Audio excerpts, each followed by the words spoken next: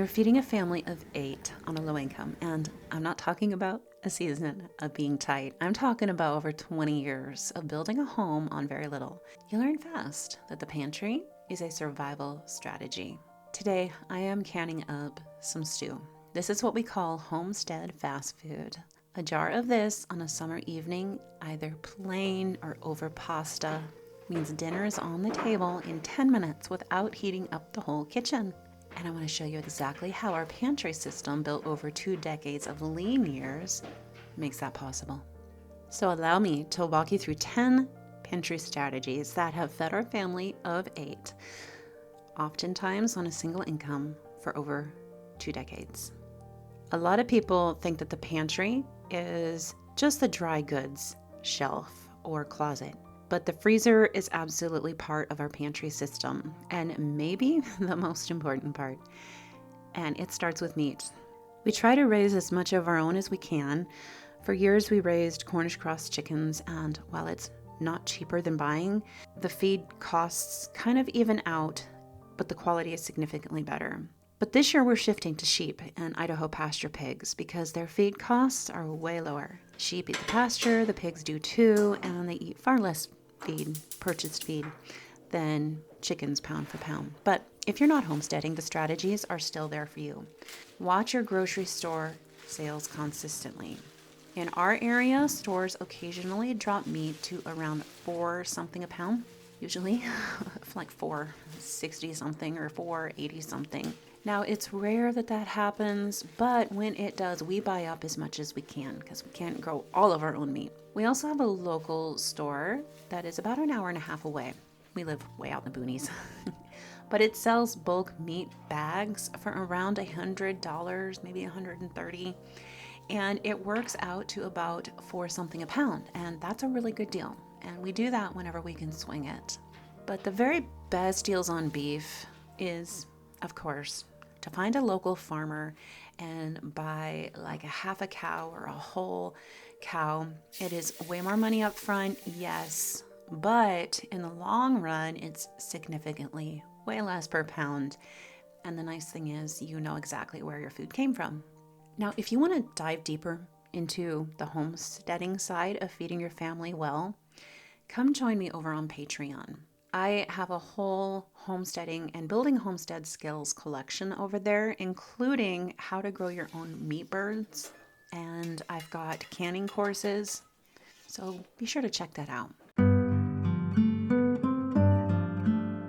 Tip number 2, keep your pantry stocked with true staples, not snack foods and pre-prepared junk food, basically. So a well-stocked pantry it's not about having everything. It's about having just the right things and a good quantity of them.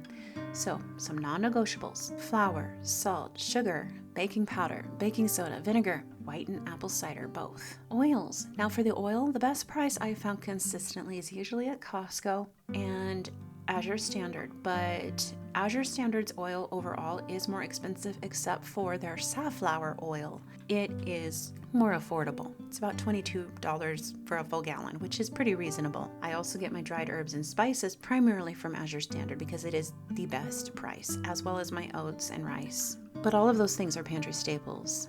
And of course, broth, which I can my own. With those things on hand, I can make breakfast, lunch, dinner, and baked goods without a single trip to the store.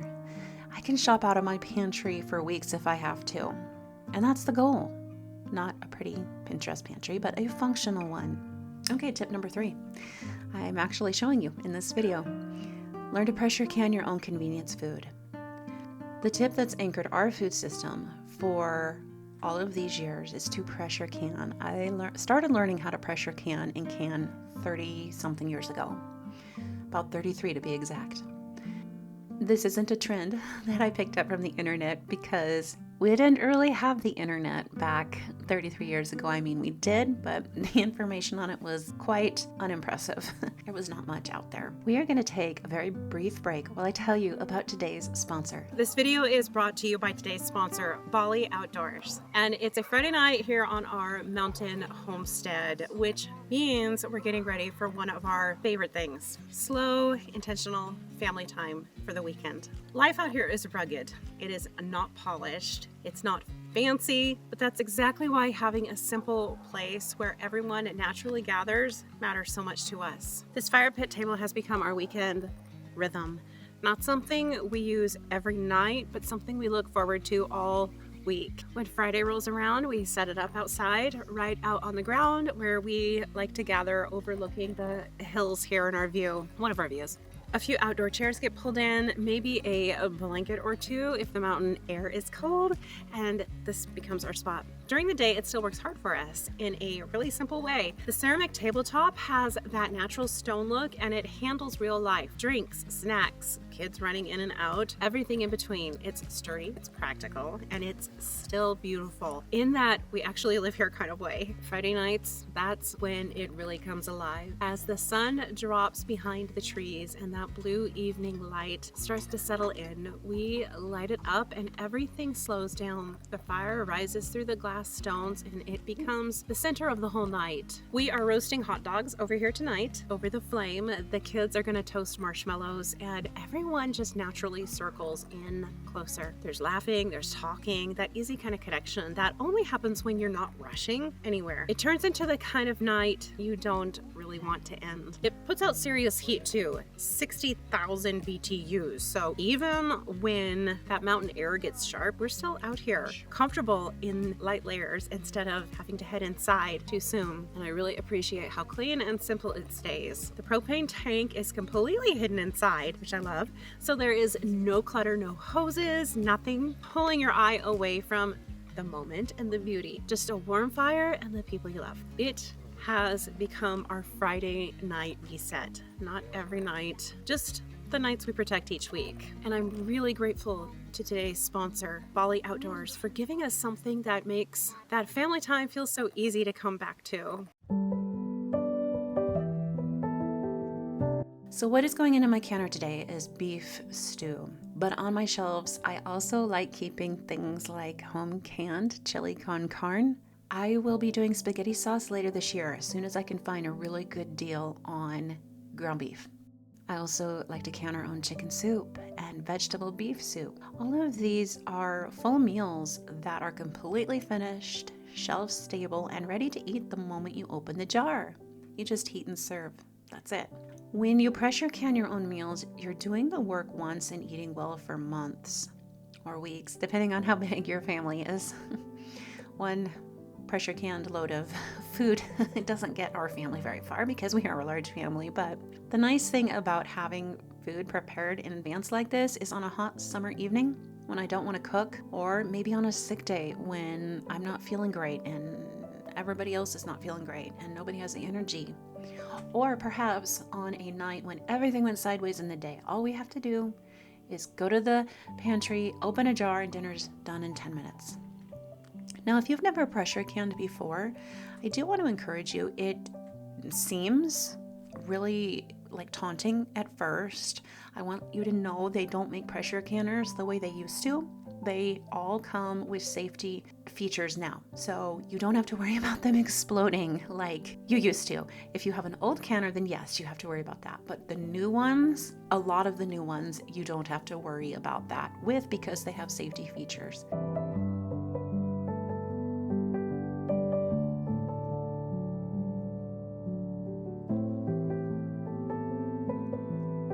But pressure canning, it really is a learnable skill, and it is such a valuable skill to learn. It's not as intimidating as it looks, and it might be the single most impactful thing you can do for your food budget and your family's dinner table. Now, on Patreon, I do have one video. It's on how to pressure can beans. So if you want to know how I do that, you can access that. I will link to it below. Tip number 4 is protein doesn't have to mean meat. 2 of the most underrated protein sources in a real food pantry are eggs and dry beans. Eggs went through an extreme price spike not long ago, but they've come back down. They are once again one of the most affordable and versatile foods you can keep on hand. If you learn to make a good quiche or souffle, you can turn eggs into a dinner that feeds genuinely elegant. It's a wonderful skill to learn how to make those. Now beans, buy them dry. When you buy canned beans, you're paying for water. Dry beans are still very cheap food, but they can go even further. The key is knowing how to store them properly, and that is where a lot of people get tripped up. You don't want to make up a big batch of beans and freeze them. I used to do this all the time, and I realized they're not as tasty. So freezing changes the texture of beans in a way that's kind of hard to describe until you've tasted them. It kind of makes the skins like tougher, and the inside part of the beans gets kind of grainy and separated. They just don't taste the way a good bean should. So the solution is pressure canning them. Pressure canned beans are some of the most wonderful, creamy, tender beans you will ever eat. And again, once that jar's on the shelf, dinner comes together in minutes. So my rhythm for beans is I usually finish up all my gardening and all the canning by December. Tomatoes are always the last. We pull them in October, and I'm usually waiting for green ones to ripen all the way through November, and usually by December I'm about done. So I take December off canning. But in January, as we start working through the home canned jars of canned foods and freeing up glass jars again, I will start filling them with pressure canned beans. I like to get a good supply put up before summer so that when it's hot and I have no air conditioning in my kitchen, I'm not standing over a boiling pot or heating up the house. We can just open a jar.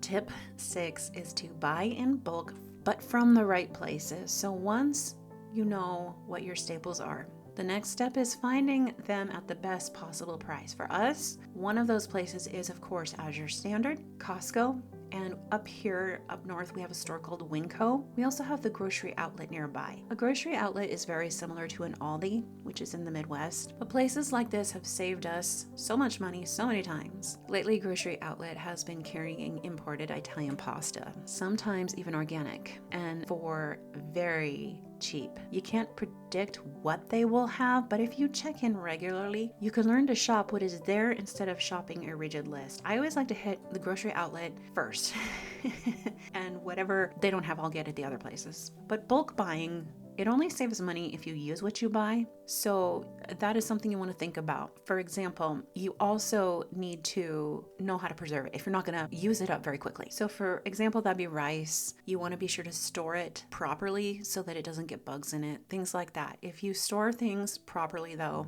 buying bulk is the way to go. Tip number 7 is to cook from the pantry on purpose. Having a stocked pantry only saves money if you actually use it. I know this sounds obvious, but it is actually a real discipline to develop shopping your pantry, especially if you're used to meal planning from a grocery list rather than from what you already have.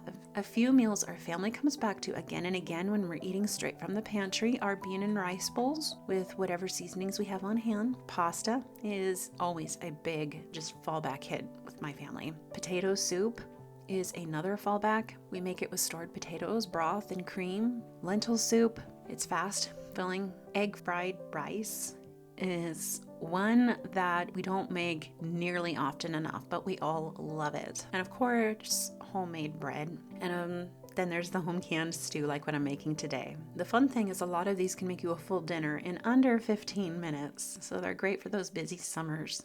Tip 8 is the garden extends everything. So in a good year, our garden covers roughly 70, maybe 75% of our family's food. That's significant. Last year was a really hard, poor harvest. It does happen.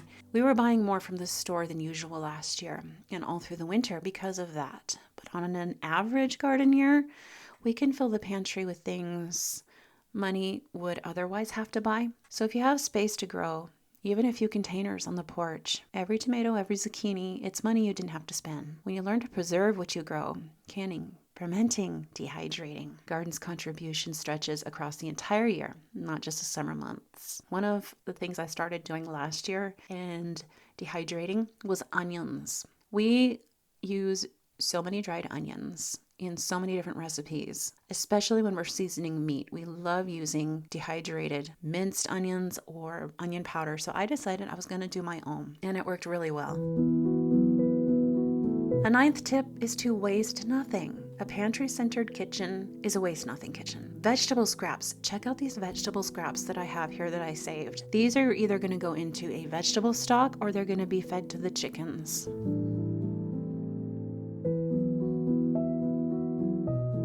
Bread heels can become breadcrumbs or croutons too, by the way. Bacon fat can go into a jar and get used for cooking. Leftover grains can go into a morning porridge or soup. Overripe fruit can become jam or go into baked goods. When you're stretching $1, waste is simply not an option. But what I have found over the years is that this mindset also makes you a better cook. You learn to see ingredients rather than recipes, and it's a pretty freeing skill to have. So our last tip, tip 10, is the pantry is a long game. And I want to close with this because it's the thing nobody tells you at the beginning. A real pantry does take some time to build up. You don't go from an empty cabinet to 3 months of food overnight. You add a few extra things as you have a little extra money. You can buy a 50-pound bag of flour when As Your Standard has it on sale, or Costco. You can put up your jars of tomatoes from the garden. You can pressure can beans in January, and little by little, month by month, year by year, the pantry can fill up. And this is how we've done it for over 20 years. Not with a big budget, not with a windfall, with consistency, attention, and the decision that feeding our family well was worth the effort. Now, if you are ready to build more homemaking systems and possibly for a homemaking curriculum, and if you want to learn how to build systems behind a home like this, the rhythms, the planning, the mindset, Restored and Radiant, I have 2 options for purchasing it now. You can buy just Restored and Radiant by itself, where it's a full homemaking curriculum. Or you can upgrade and get Restored and Radiant plus Beauty from Ashes and bonuses. Check it out in the link in the description. It's one of the most comprehensive courses for homemaking. It's a full homemaking curriculum, and it's built for women exactly like you. Now, before I do let you go, I want to be real with you for a moment because I know somebody's going to comment on this. We have been a low-income family since the very beginning, more than 20 years. For around 13 or 14 of those years, we were completely single income. I have always stayed home, been a homemaker full-time, and homeschooled our children while running side businesses when I can. But for 13 or 14 of the years, my husband is the one bringing home all the bacon and every dollar. Now, right now I do work. This channel and my courses are part of that, but we're still very much in the low income category. So these are not tips from somebody who just figured this out yesterday or last week. These are the practices that have kept us fed when there was no margin for error. And we have not stopped using all of these principles and practices just because I'm working now, because we're still, like I said, low income. But these practices are simply how we live. And if you want to see how I built this beautiful kitchen on an extremely limited budget, by the way, that video is linked in the description because I do get a lot of comments about how can you possibly be low income with a kitchen like that. I teach you all how to do that. It will be in one of the videos in the description box below.